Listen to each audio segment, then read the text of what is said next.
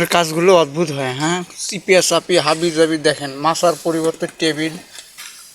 তারপরে কি কষ্ট করে কাজ করতেছে সানসাইড।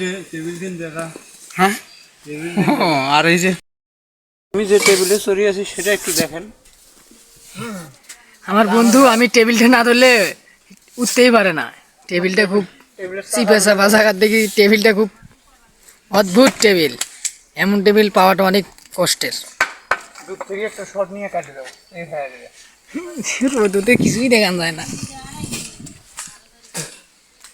দেখুন বন্ধুরা কিভাবে কাজ করে, কষ্ট করি। গ্রামের কাজ বলো নাই। বন্ধু চা খাও।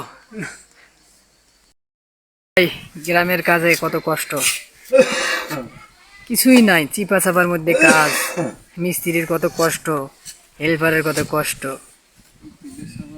দেখেন কিভাবে কাজ করতিস। পলের উপরে, পলের ডিবির উপরে তক্তা দিছে, সামনে একটা টেবিল নিছে, সেই টেবিলের জোড়া আবার আরেকটা তক্তা দিয়ে এরপরে কাজ করতিস। দেখেন, আর আমার বন্ধুর কথা কি বলবো, আমার বন্ধু তো মাশাআল্লাহ দিলে এমন টেবিলে কাজ করতেছে। দেখেন টেবিলটার কি অবস্থা,